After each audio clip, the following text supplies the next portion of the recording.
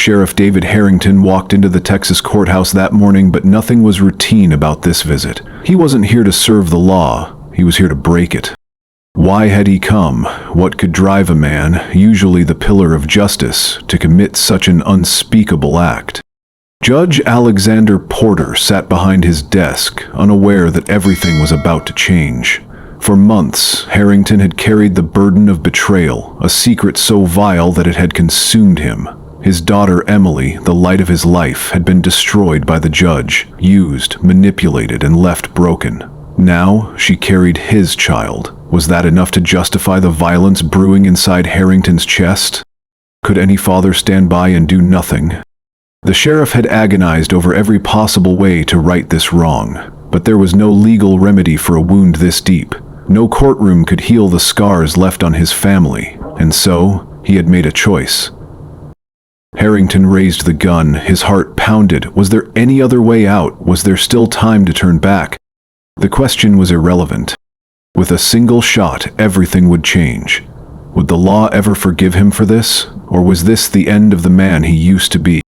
Sheriff David Harrington was more than just a trusted lawman. He was a symbol of justice and order in the small Texas town he had served for over 2 decades. With a reputation for being steady, calm, and unwavering in his dedication to the law, Harrington had earned the respect of his peers, the admiration of his community, and the trust of his own family. His daughter, Emily Harrington, had always looked up to him as a role model, and he had proudly watched her grow from a spirited young girl into a determined teenager with dreams of becoming a lawyer. At just 17 years old, Emily had a natural curiosity for the law and a deep respect for the justice system that had shaped her father's career. She often accompanied him to court hearings, listening intently to the stories of triumph and tragedy that unfolded before her.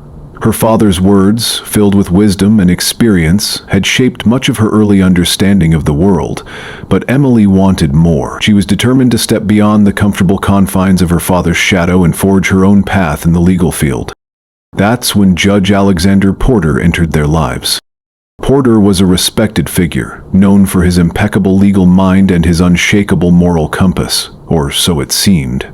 He had been a close friend of Sheriff Harrington for years, and the two shared a bond of mutual respect that stretched back to their early days in the town. Porter, at 50, was a man who had earned his place in the community with a steady hand and an unwavering sense of right and wrong. His legal prowess was unquestioned, and he was the type of person who exuded a quiet authority. In many ways, Judge Porter had become a mentor to David Harrington, someone he could trust not just as a colleague but as a friend. When Emily expressed an interest in pursuing a career in law, Harrington, naturally, turned to his trusted friend for guidance. He had seen how much Emily admired Judge Porter, how she had grown up listening to stories of his courtroom successes and legal battles. Harrington, proud of his daughter's ambition, was eager to support her, believing that the best way for her to gain the experience she sought was under the mentorship of someone who could provide the kind of wisdom and insight that could only come with years of practice. "I think you're making the right choice, Emily," Harrington had said one evening as they discussed her future. "Judge Porter will be a good mentor to you. I trust him completely. He's the kind of man who can help you get ahead in your studies and in life." Emily, thrilled by the opportunity, eagerly accepted the offer. It seemed like the perfect arrangement. The judge, a trusted family friend and mentor, would guide her through the complexities of the law, offering her not just knowledge, but a first-hand look into the world she had always dreamed of. In her mind, this would be the beginning of something great, an opportunity to prove herself, to learn from the best, and to step confidently into the future she had always imagined. The first few weeks were everything Emily had hoped for. Judge Porter took her under his wing, showing her the ropes of the legal world. Their meetings were filled with passionate discussions about legal cases, ethics, and the intricacies of the law. Porter shared his vast experience with Emily, offering advice on her academic studies and even helping her prepare for law school. To Emily, the judge was everything she had imagined, wise, patient, and always willing to listen. She looked up to him not just as a mentor, but as a role model, a man who had achieved the kind of success she aspired to. In those early days, it was all so perfect. There was no sign of the darkness that would soon envelop them all. Sheriff Harrington, though proud of his daughter's opportunity, felt a nagging sense of unease.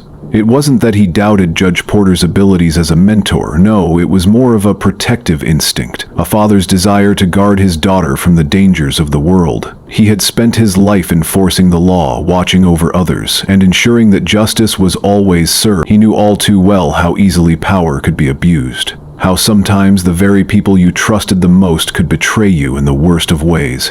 But he brushed these concerns aside, convinced that Porter's reputation and the strong foundation of their friendship were enough to ensure Emily's safety. Still, there was something about the way Porter seemed to be particularly attentive to Emily that gave him pause. It wasn't just the mentorship, it was the way he looked at her, the way he spoke to her, almost as if she were more than just a student. But Harrington dismissed these thoughts as unfounded, perhaps born out of his own protective, fatherly instincts. After all, he had known Porter for years. He had seen the man's character firsthand. He trusted him. He had to. Emily, for her part, was oblivious to any potential threat. She was fully immersed in the mentorship, excited by the doors that were opening before her. The judge was offering her the kind of attention and guidance that she hadn't experienced before, and it fueled her ambition to achieve greatness. He was a man who understood her goals and pushed her to think bigger, to strive harder, and to push past the limitations she had once placed on herself. The late-night study sessions in Porter's chambers, the conversations that stretched on for hours about cases and legal philosophy, they all seemed so innocent at first. But as the weeks went by, Emily found herself growing more and more reliant on the judge's approval. She wanted to impress him, to make him proud. The lines between student and mentor began to blur, but Emily didn't notice. She was too focused on the future, too eager to learn. And yet, as the relationship between Emily and Judge Porter continued to develop, so too did the subtle shift in their dynamic. A shift that would go unnoticed by most, but not by those who knew what to look for. The judge, once a respected family friend, began to take liberties with his role as a mentor, testing boundaries that were never meant to be crossed.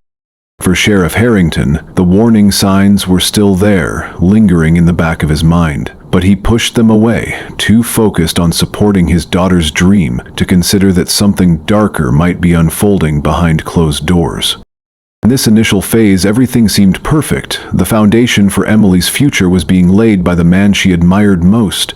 She was gaining everything she had ever wanted: the respect of a powerful mentor, a chance to prove herself, and the promise of a bright future in the legal world. But as history has shown, sometimes the greatest betrayals begin with the most innocent of intentions. And as the days went by, the subtle changes in Emily's demeanor, the increasingly intimate conversations between her and Porter, and the slow erosion of the boundaries that had once existed between them, would set the stage for a tragedy no one could have foreseen. It was just a matter of time before everything they had built came crashing down. As the months passed, the once innocent mentorship between Emily and Judge Porter slowly began to change, though at first it was nearly imperceptible. For Emily, the excitement of learning from such a well-respected figure kept her blind to the subtle yet disturbing shifts in their dynamic. She had come to depend on Judge Porter for guidance, not just academically, but emotionally. His attention, though always seemingly professional, started to feel more personal. The line between teacher and student began to blur, and Emily, eager to prove herself, had no reason to question it. But beneath the surface, a dark manipulation was taking root. At first it was small things, the late-night phone calls that stretched past midnight, the casual remarks about her appearance, the unsolicited compliments that lingered too long, veiled under the guise of praise for her intelligence and ambition. Porter's attention, once wholly academic, began to shift in ways that made Emily uncomfortable, but not enough for her to take any action. He always seemed to have an explanation, a reason for his behavior. "You're a promising young woman, Emily," he would say, "and I'm proud of what you're becoming." Still, a nagging sense of unease gnawed at Emily. She had grown up learning that people often took advantage of those who trusted them, and part of her wanted to believe that the judge was simply being kind. But deep down, something felt wrong. Her growing reliance on Porter, combined with the praise he heaped upon her, was beginning to cloud her judgment. It wasn't until a chance encounter, an innocuous moment in the judge's office, that the cracks in the facade began to appear. Emily had stayed late one evening working on a case analysis with Porter. The room was dimly lit, the only sound the faint rustle of paper and the occasional click of the judge's pen as he reviewed her work. But then, out of nowhere, Porter's voice shifted. It was softer now, his words slower, more deliberate. "You've got such potential, Emily," he said, leaning in just a little too close. "I can't help but think of how much you could achieve if you had someone by your side to guide you through the rest of." Emily froze, her stomach twisting as the air between them thickened. It was no longer about the law, no longer about her career. It was about something else entirely. Porter's words were heavy with a subtext she hadn't noticed before, and as she looked into his eyes, she saw something that made her blood run cold, an intensity that was far beyond professional admiration. The moment stretched on and Emily pulled back, her heart racing. I should get going," she muttered, gathering her things, the weight of the interaction pressing down on her chest. The confusion was overpowering, but she told herself it was nothing. Judge Porter was just being supportive, that was it. But that night she couldn't shake the feeling. It wasn't the first time she had noticed an odd tension in his gaze, the way he seemed to linger just a little too long when speaking to her. But now it was undeniable. Something was wrong, and she felt it deep in her bones. The next few weeks were a blur of strange moments and increasingly awkward encounters. Porter's behavior escalated. He would find reasons to touch her arm or shoulder when they conversed, always with a reassuring smile that masked the unease beneath. Emily began to withdraw, making excuses to leave his office early or avoid his calls, but the judge had a way of drawing her back in. He would promise that he only had her best interests at heart, that his praise was meant to push her to be better, but the sincerity in his voice began to sound more like manipulation, more like an attempt to keep her ensnared. It wasn't until the moment she had dreaded most, the moment that would tear apart everything she had ever known, that Emily understood the full extent of the betrayal. She had been sick, nauseous for weeks, unable to explain the overwhelming fatigue that seemed to consume her. At first, she thought it was stress, the demands of her mentorship combined with her studies. But when her period didn't come, Emily's fears mounted, and she confided in a close friend who urged her to take a pregnancy test. The test was positive. Emily felt the world shatter around her, but what was worse, far worse, was the crushing weight of another truth. She was also feeling symptoms that seemed to point towards something far more sinister, something that couldn't be ignored. She made an appointment with a doctor, hoping against hope that it was just a mistake. But the results were undeniable. Emily was pregnant, and even more terrifying, she tested positive for HIV. The virus had been contracted from someone she trusted, someone she had never imagined could hurt her in such a way. Judge Porter. Her mind raced as she tried to process the whirlwind of emotions that overtook her. The shock, the disbelief, the fury. How could he? Why had he done this? The betrayal she had suspected for so long was now clear, but the pain of it, the depth of the violation was unbearable. She couldn't bring herself to tell anyone, not her father, not her mother. The shame, the guilt, the fear of how her family would react paralyzed her. But eventually the truth broke through. There was no more hiding, no more pretending. The weight of her circumstances crushed her, and she couldn't hold it in any longer. It was late one evening when she finally confronted her father. Sheriff Harrington had just returned from a long shift, his face drawn and tired, but still filled with that familiar warmth. He greeted her with a smile, though it quickly faded when he saw the look on her face. There was no joy in her eyes, only fear and uncertainty. "Emily?" he asked, his voice concerned. "What's wrong, sweetheart?" She couldn't speak at first, the words caught in her throat, suffocating her. But then, with trembling hands, she handed him the test results and the medical records. Her father's face went pale as he read through the documents, his eyes widening with disbelief. He didn't say anything for what felt like an eternity. His gaze flicked from the papers to his daughter, who could barely hold herself together, trembling before him. "Emily," he finally whispered, his voice cracking. "This can't be real. Tell me it's not true." "I didn't want to tell you," Emily sobbed, her words tumbling out in a rush. "But I have to. I'm pregnant. And I have HIV. It's from Judge Porter." Sheriff Harrington's world crumbled in that instant. All of the trust, all of the admiration he had held for his longtime friend and mentor, Judge Porter, evaporated into nothing. His hands clenched into fists, his body shaking with the realization that the man he had entrusted his daughter to, the man he had thought was a mentor, a protector, had done this to her. He had manipulated Emily, taken advantage of her in ways that could never be undone. Harrington's mind spun. How could he have been so blind? How could he have missed the signs, the subtle shifts in Porter's behavior? His daughter, the girl he had always protected, had been preyed upon, and he hadn't seen it. The rage that surged through him was like a tidal wave, and it took every ounce of restraint he had not to act on it immediately. But as the grief and anger took hold, one question burned through his mind. How could he make the man who had done this to his daughter pay for his crimes? And just like that, the sheriff's world shifted once more. Now there was nothing but revenge, nothing but justice, and the ruthless determination to see Porter brought to account for what he had done. The weight of the betrayal pressed heavily on Sheriff David Harrington's chest as he stood outside the courthouse. The towering structure, once a symbol of justice and order, now felt like a prison. His hand gripped the door handle, knuckles white with rage and sorrow. There was no turning back now. The truth had shattered him, and the only course of action left was to confront the man who had destroyed everything, Judge Alexander Porter. Sheriff Harrington had spent the last few days in a daze, torn between his sworn duty to uphold the law and the overwhelming urge to exact his own brand of justice. Every moment since Emily's confession had been consumed by thoughts of revenge. He'd tried to think rationally, tried to come up with a way to handle this without violence, but nothing could undo the damage Porter had done to his family. The calm, collected man who had always been in control had vanished. In his place stood a father, a protector, fueled by a fire that could not be extinguished. He bypassed the courtroom, walking through the halls of the courthouse with a quiet determination.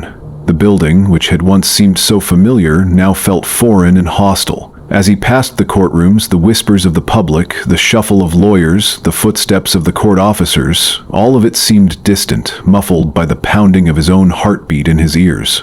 His eyes were locked forward, focusing only on one thing: Judge Porter's chambers.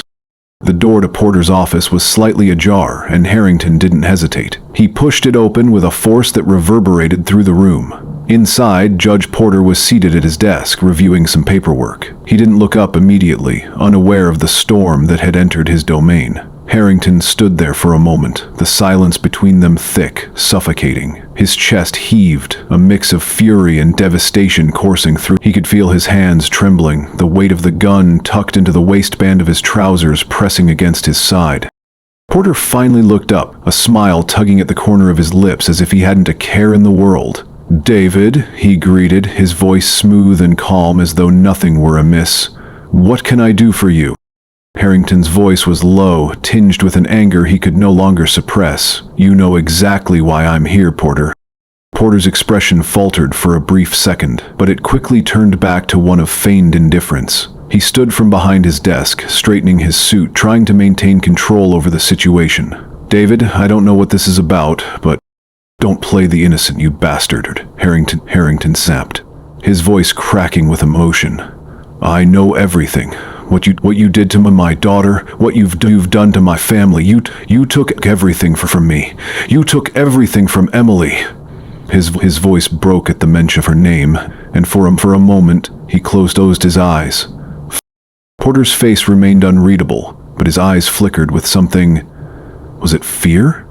No, it was something darker, more calculating. "I don't know what you think you know, but I assure you, this is all a misunderstanding." "A misunderstanding?" Harrington interrupted, his voice rising. "Don't you dare try to spin this as a misunderstanding. You manipulated her, you preyed on her, you ruined her, and I'll be damned if I let you get away with it." Porter stepped forward slowly, raising his hands in mock surrender, his voice laced with an almost patronizing calmness.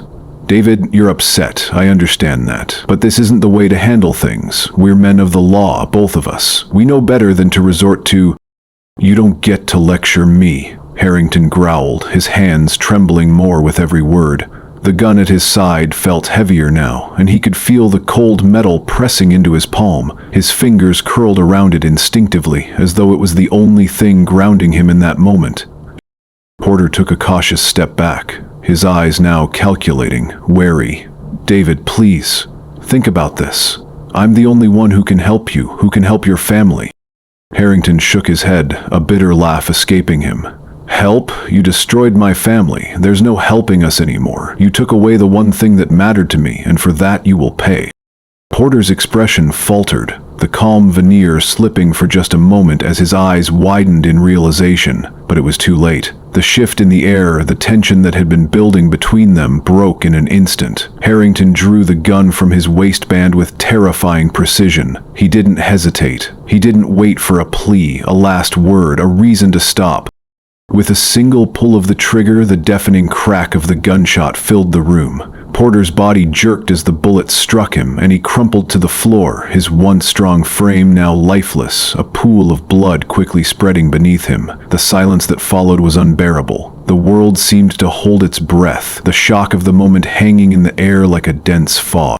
Harrington stood frozen for a moment, his eyes locked on Porter's still form.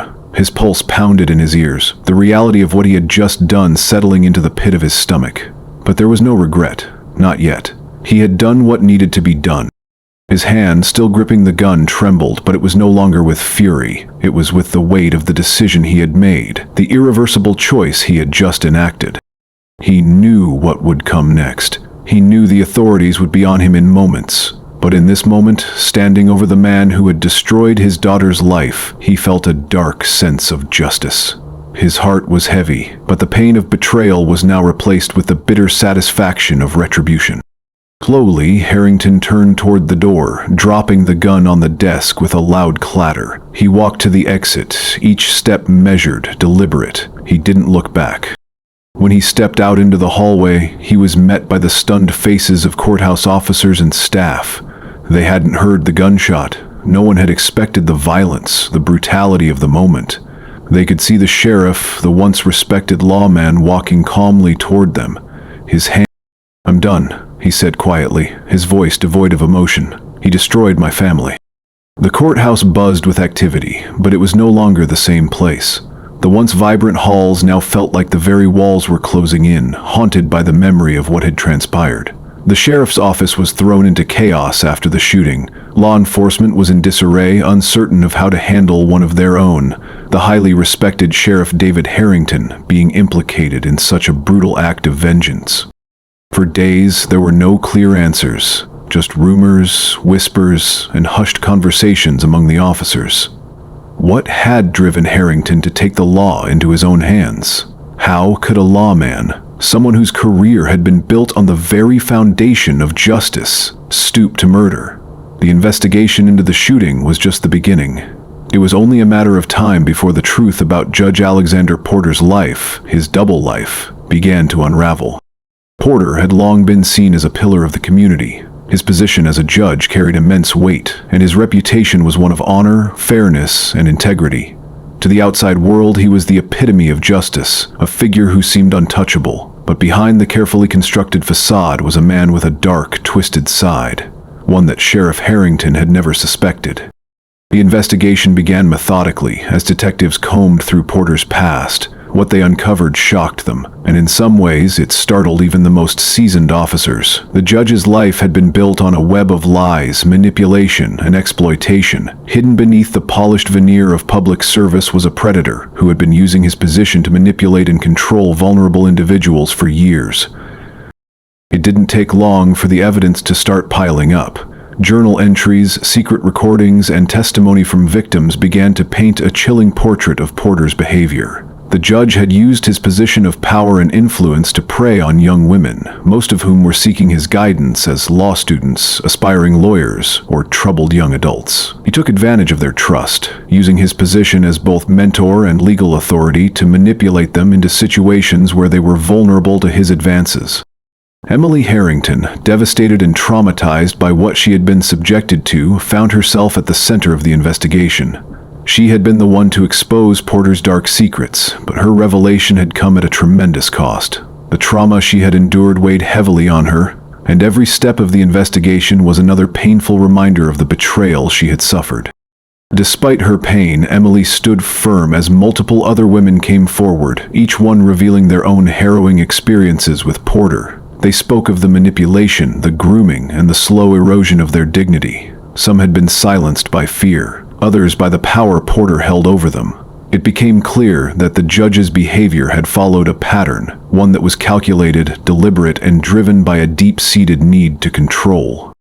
One by one, the victims testified, each adding another layer to the truth. A former clerk, a young law student, a woman who had worked with Porter in his chambers years ago, all came forward to recount their experiences. Their voices, once silenced by shame and fear, now reverberated through the halls of the courthouse. They were no longer afraid to speak the truth. Porter's manipulation had been so insidious, so carefully crafted, that even those closest to him had failed to see the warning signs. His colleagues, the attorneys, even the law enforcement officers who had worked with him for years had been blinded by his authority and his charm. He was a man of power, a man of influence. How could anyone question him? As more victims came forward, it became increasingly clear that this was not an isolated incident. Porter's behavior had been part of a long-standing pattern that had gone unnoticed for years. Those who had been close to him, family, colleagues, friends, had been complicit in their silence, either out of fear or ignorance. The deeper the investigation went, the more horrifying the revelations became. But perhaps the most shocking discovery was the extent to which Porter had gone to cover his tracks. He had created a network of secrecy, ensuring that his dark deeds remained hidden for as long as possible. He had used his status to intimidate, to manipulate, and to control anyone who threatened to expose him. There were whispers of bribes, of blackmail, and of orchestrated cover-ups. Even the legal system, the very system that was supposed to protect the innocent, had been used as a tool to keep his double life buried beneath the surface. In the midst of the investigation, Sheriff Harrington's role became more complex. He was no longer just the grieving father, the victim of a monstrous betrayal. He had become an unwitting participant in the very system that had allowed Porter's behavior to go unchecked. The more he learned, the more betrayed he felt, not just by Porter, but by the justice system itself. He had spent years serving it, believing in its power to protect the innocent, only to find that it had been manipulated and corrupted by the very people entrusted to uphold it. As the investigation gained momentum, the public's perception of Porter began to shift. The man who had once been revered as a symbol of justice was now seen as a predator, a man who had used the law as a weapon to fulfill his own twisted desires. The case made headlines, and the public outcry was deafening. People were shocked, disgusted, and outraged by the revelations. How could someone in such a position of power betray the very people they were sworn to protect? The weight of the scandal soon reached beyond the courthouse. It seeped into the town, into the very fabric of the community. Families who had once trusted Judge Porter began to question everything they had believed about him. Longtime friends, colleagues, and even his own family were left reeling as the full extent of his actions came to light. The man they had thought they knew was gone, replaced by a monster they could hardly recognize. Through it all, Emily Harrington struggled to reconcile the father she knew with the man who had committed murder. She had seen her father, a man of integrity, a man who had dedicated his life to serving the community, descend into a fury that had led him to take a life. And yet, she understood, perhaps more than anyone else, why he had done it. He had been driven to the edge by the loss of his family, the destruction of his daughter's future, and the suffocating realization that the system he had spent his life upholding had failed them both. As the investigation continued to unfold, one question remained unanswered. Could the justice system, now tainted by Porter's actions, ever truly be restored? Could it ever regain the trust that had been shattered by the man who had exploited its power for his own gain? The investigation into Judge Porter's double life was far from over, and the repercussions of his actions would be felt for years to come. But for Sheriff David Harrington, the damage had already been done. His world had crumbled, and no amount of justice, no matter how much it was deserved, could bring back what he had lost. The trial of Sheriff David Harrington was nothing short of a spectacle. It dominated the media, capturing the attention of not just the small town where the crime occurred, but of the entire state. The courtroom became a battleground where emotions ran high, allegiances were tested, and the lines between justice and vengeance became increasingly blurred. Harrington's fate hung in the balance as the defense and prosecution squared off. The weight of the case was not just on the shoulders of the defendant, but on the very fabric of the justice system itself. How could they prosecute a man who had dedicated his life to upholding the law, a man who had been pushed to the edge by the most intimate betrayal imaginable? Harrington's defense team was led by a seasoned attorney, one who knew how to play on the emotional strings of the jury. From the outset, the defense painted a picture of a man who had been driven to madness by an unforgivable betrayal. Sheriff Harrington wasn't just a lawman who had lost his cool. He was a father who had watched his daughter's life unravel before his eyes. He was a man who had been blindsided by a trusted friend, a pillar of the community, Judge Alexander Porter, whose actions had destroyed everything Harrington held dear. The defense argued that Harrington had suffered an emotional breakdown, that his actions in the courthouse that fateful day had been the result of temporary insanity. They pointed to the devastation of discovering his daughter's trauma, her pregnancy, her HIV diagnosis, and the shocking truth of how it all happened. The defense team sought to humanize Harrington, to show that he was a victim of circumstances, not a cold-blooded killer. They argued that his actions were not premeditated, but rather a violent outburst born from the extreme emotional toll of the betrayal he had endured.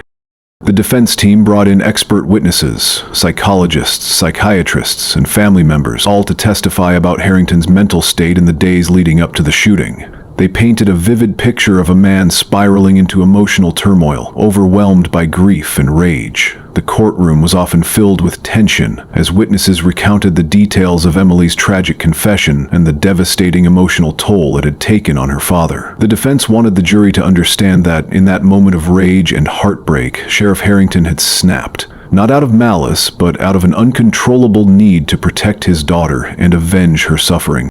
The prosecution, however, had a very different narrative. They argued that this wasn't a crime of passion, but a premeditated act of murder. They focused on the methodical nature of the crime. Harrington had planned his actions. He had entered the courthouse with a clear intention to confront Judge Porter, to confront the man who had destroyed his family, and to make him pay for the harm he had caused.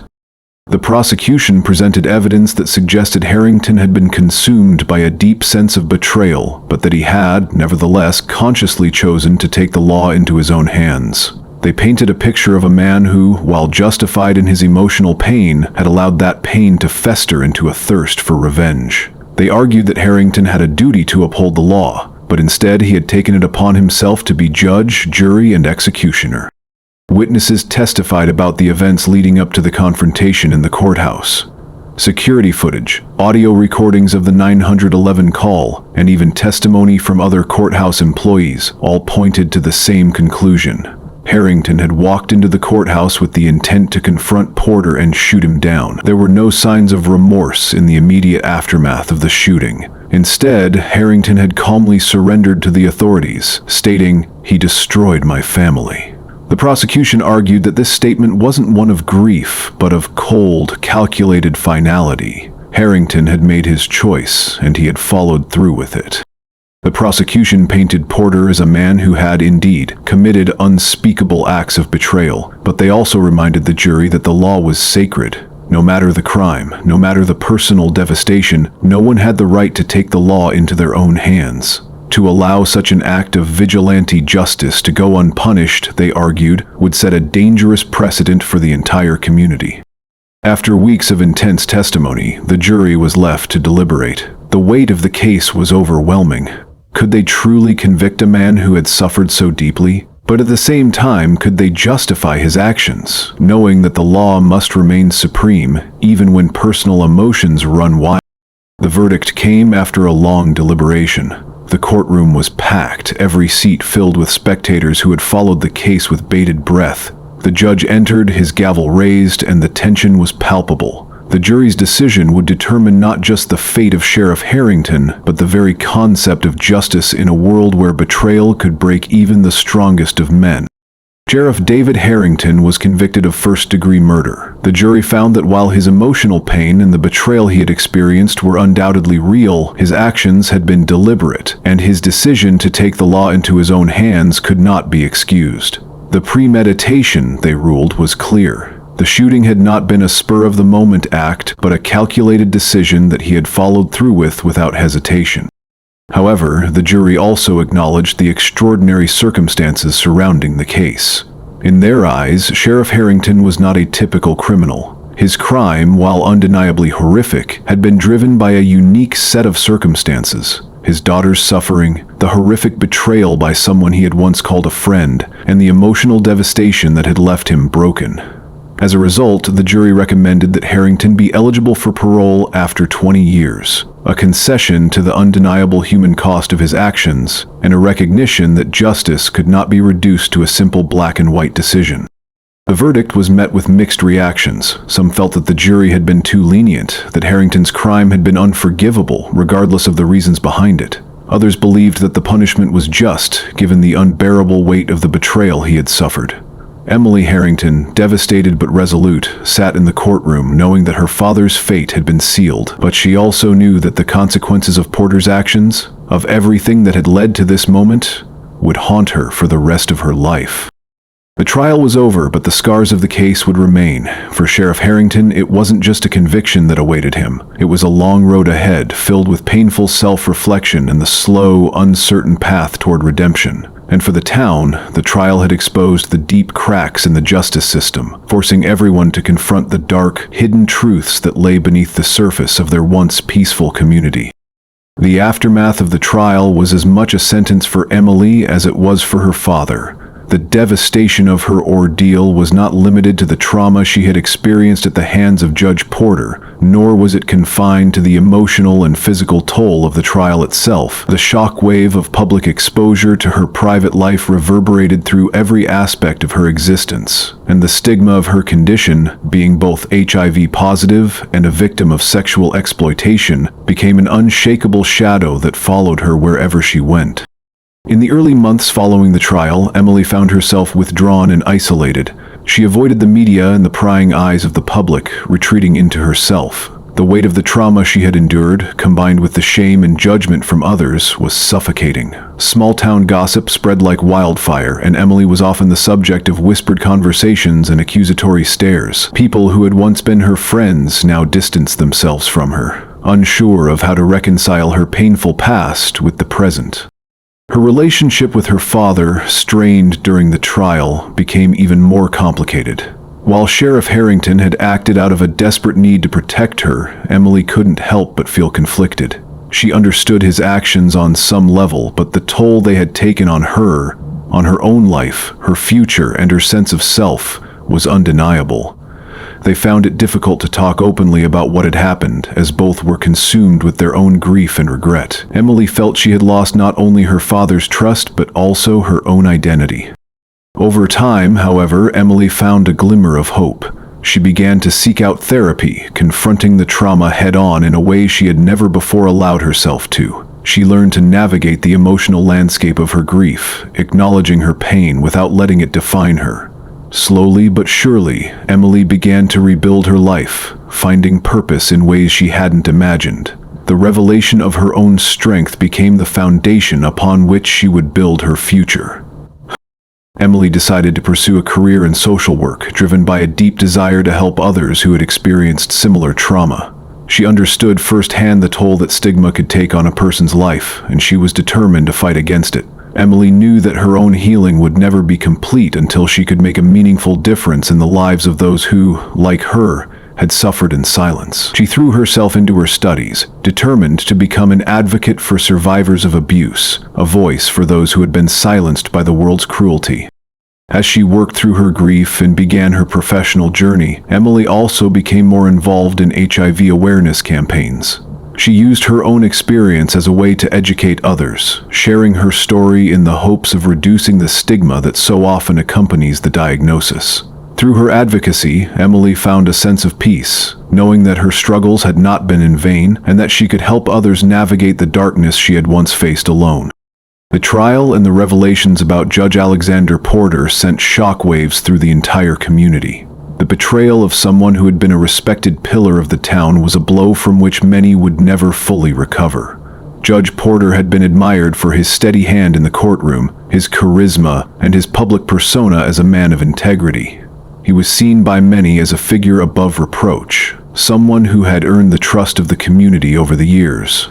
When the truth came to light that Porter had not only manipulated Emily but had preyed on other young women over the years, for many the scandal was a reminder of the fragility of trust and the ways in which power can be misused. The local justice system, which had long been viewed as fair and balanced, now felt tainted, and the trust that had been built over generations was shattered. There were those who struggled with the idea that such a betrayal could happen within their own small town. The notion that a respected community leader could be capable of such monstrosities led to a wave of disillusionment that swept through local institutions, eroding faith in the legal system as a whole. There were public protests, calls for accountability, and heated debates about the responsibility of the justice system in allowing such abuse to go unnoticed for so long. The community was divided. On one hand, there were those who wanted to see the entire legal system reformed, and those who felt betrayed by the justice system's failure to protect the vulnerable. On the other hand, there were those who still had trouble accepting the magnitude of Porter's actions, preferring to remember him as the man they had known, not the predator he had turned out to be. For some, the cognitive dissonance was too much to bear, and they struggled to come to terms with the realization that someone they had trusted could have caused so much pain. For the Harrington family, the aftermath was similarly complicated. While Sheriff Harrington faced his own long journey through prison and eventual parole, the community's reaction to his crime was mixed. Some saw him as a man who had been pushed too far and acted out of love and desperation for his daughter. Others viewed him as a murderer, someone who had taken the law into his own hands and set a dangerous precedent. Sheriff Harrington's legacy, once tied to years of service and dedication to his community, was now irrevocably tainted. But there was no denying that the case had forever changed the fabric of the town. For those who had suffered at Porter's hands, the town's innocence had been lost, and there was no going back to the way things had been. The darkness that had lurked beneath the surface of their seemingly peaceful community could no longer be ignored, and the scars left by the events of that year would remain for generations to come. As the dust settled and the town tried to pick up the pieces, Emily's journey toward healing mirrored the painful yet necessary process of the community. The road ahead was long and fraught with challenges, but there was hope in the fact that healing was possible, for Emily, for her family, and for a town forever altered by the actions of one man. The scars of betrayal, while deep, could eventually fade, though they would never fully disappear. At the heart of this story lies a profound exploration of betrayal and justice, themes that run deep and often collide in unexpected ways. The impact of betrayal, especially at the hands of someone who is trusted and revered, is devastating, leaving emotional scars that are not easily healed. For Sheriff David Harrington, the betrayal was not only personal, but destructive. His faith in Judge Alexander Porter, a man he considered a family friend and a figure of authority, was shattered. The fallout from this betrayal cut through his very identity, leaving him grappling with anger, helplessness, and the urge to seek retribution. As the narrative unfolds, the question of justice emerges at its core. What is justice when the system itself has failed? When the law is no longer a safe haven, is it right to take matters into one's own hands? Sheriff Harrington's decision to confront Porter in the courthouse and ultimately shoot him raises uncomfortable questions about the limits of justice. While his actions may have been motivated by a deeply felt sense of duty to protect his daughter, they also bypassed the legal system that he had sworn to uphold. The consequences of this betrayal were felt not only within the Harrington family, but within the very fabric of the community. The revelation of Judge Porter's predatory nature shattered the public's trust in the justice system, leaving them to question how such a man could have risen to power without detection. What does it say about a society when those in positions of authority can exploit their power with impunity? The concept of justice becomes blurred when the very institutions designed to protect us are found to be complicit in the abuse of power. One of the most poignant aspects of this story is the moral dilemma posed by Harrington's actions, the clash between vengeance and reliance on the justice system. At what point does the pain of a deeply personal injustice give way to the instinct to seek revenge? Sheriff Harrington's actions were driven by a father's love, desperation, and the need to protect his daughter at all costs. But in doing so, he effectively took justice into his own hands, bypassing the very system he had spent his life serving. This raises a significant moral question. Is it ever justifiable to act outside the law when the law itself has failed? The line between vengeance and justice can be dangerously thin, and in this case, the consequences of crossing that line were profound, not only for Harrington and his family, but for the entire community. The question of whether Harrington's decision was justified or a tragic overstep into revenge is something that lingers throughout the story, forcing the reader to grapple with their own understanding of justice and morality. The story also invites readers to reflect on the emotional cost of inaction. If Sheriff Harrington had not taken matters into his own hands, would the legal system have ever held Porter accountable for his actions? Would Emily's suffering have been acknowledged, or would have been buried under the weight of his power and influence? The tension between the need for immediate retribution and the long, arduous path of seeking justice through legal means is a central conflict that resonates with many. What are your thoughts on these themes? Do you think justice can be truly achieved when the systems meant to protect us fail? And how do you feel about Sheriff Harrington's actions? Was he right to act out of love for his daughter, or did he cross a line that should never be crossed? I'd love to hear your perspective, and if you found this story compelling, don't forget to subscribe for more updates and reflections on the complexities of human nature, justice, and the consequences of our actions. Your thoughts and support mean the world.